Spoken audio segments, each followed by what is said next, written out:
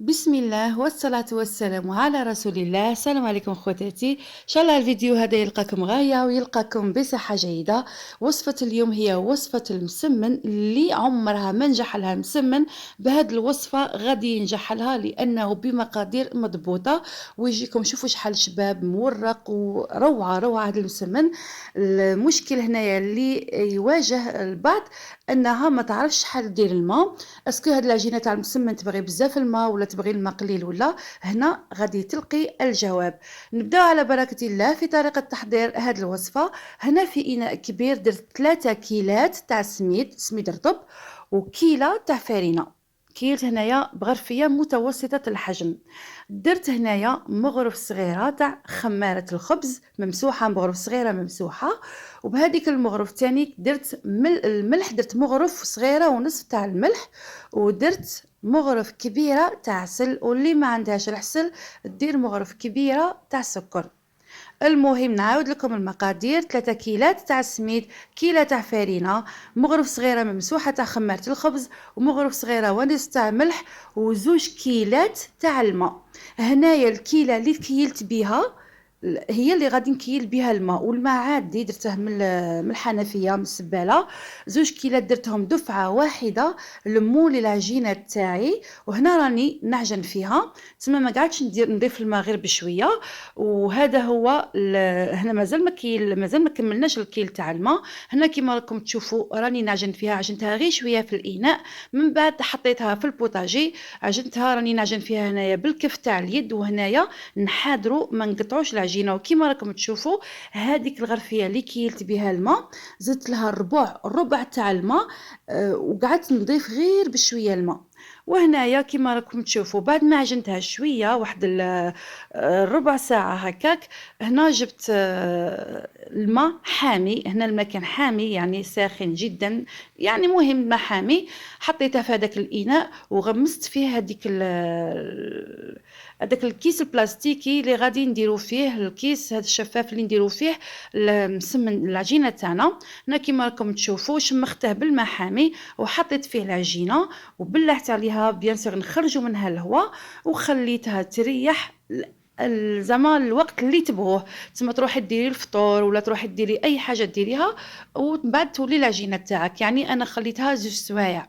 وهنا كما راكم تشوفوا في غرفيه درت زوج كيسان، زوج مغارف تاع سميد.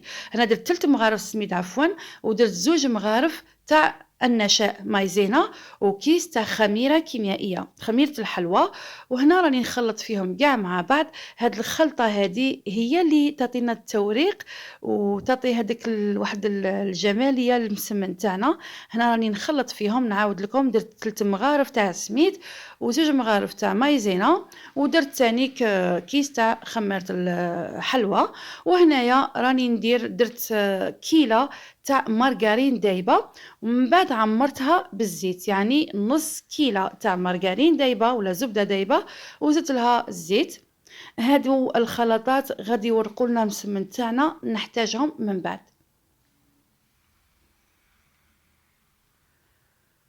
وهنايا بعد ما خليت العجينه تاعي ارتاحت، خليتها ترتاح مليح. هنا شوفوا كيفاش لقيت القوام تاعها، شوفوا كيفاش راهي تتكسل هذيك العجينه.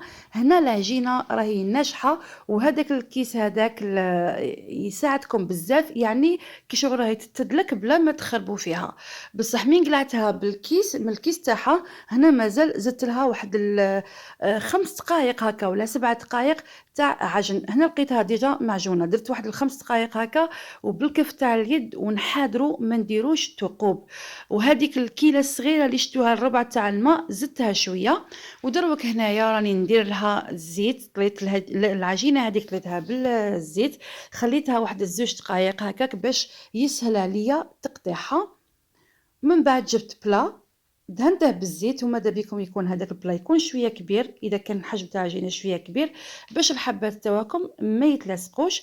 وهنا بهذه الطريقه كما راكم تشوفوا نقلعوا دي بول تاع المسمن على حساب الحجم حنايا اللي رانا باغيين نديروه. بعد ما نحطوا هذوك نقطعوا هذوك لي بول تاعنا، بالفرشاة هنايا نفوتوا عليهم كاع بالزيت، يعني نطلوهم كاع ونطلو الجوانب تاعهم تانيك باش كي يطلقوا رواحهم ما يتلصقوش. من بعد نغطوهم مليح باي كيس عندك، نغطوهم مليح ما نخلوش كاع الهواء يدخل لهم. انا غطيتهم بهذا الكيس هذا، ومن بعد عاود تانيك درت عليهم يعني درت عليهم هكاك سربيته ولا، المهم تغطوهم مليح.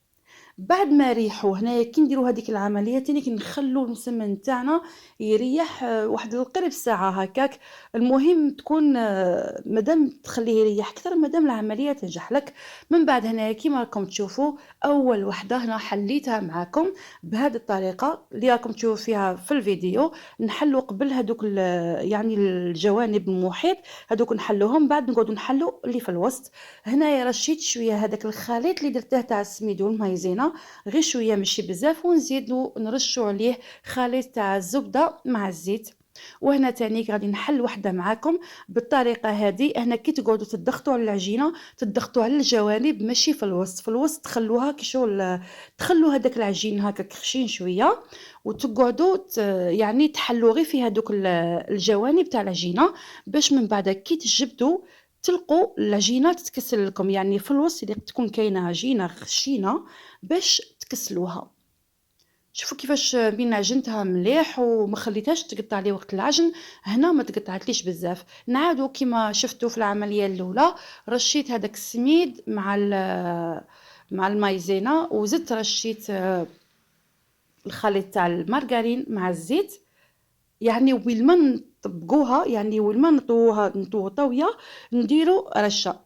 من بعد هنايا جبت هذاك قصصت الورق الطبخ اللي بزاف بزاف يعاونكم يساعدكم بزاف ويعطي لكم الشكل رائع، كما نقولوا يعطيكم شكل مليح، شكل واحد يعني حبه بحبه، و ميم طون تاني ترفدوها بكل سهوله. هنايا راني دايره ديجا الطاجين يحمى، شحال هو يحمى. من بعد هنايا هذوك الحبات اللي درتهم قدامكم طويتهم، ما درتهمش مباشره في الطاجين ولا حليتهم مباشره في ورق الطبخ، خليتهم يريحوا شويه. كيما نقولوا وين ما ندير 4 حبات، يعني كل 4 حبات نطويهم نعاود نحلهم في هذاك ورق الطبخ هكاك على شكل مربع كبير ونحطهم في الطاجين.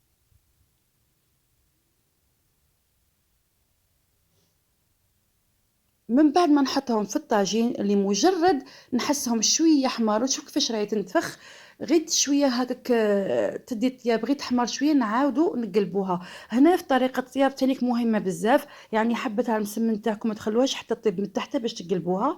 طيب يعني غير شويه هكاك تشم ريحه النار تعاودوا تقلبوها وتعاودوا تقعدوا غير تقلبوا فيها هكاك باش تعطيكم هذاك الانتفاخ وهذاك التوراق.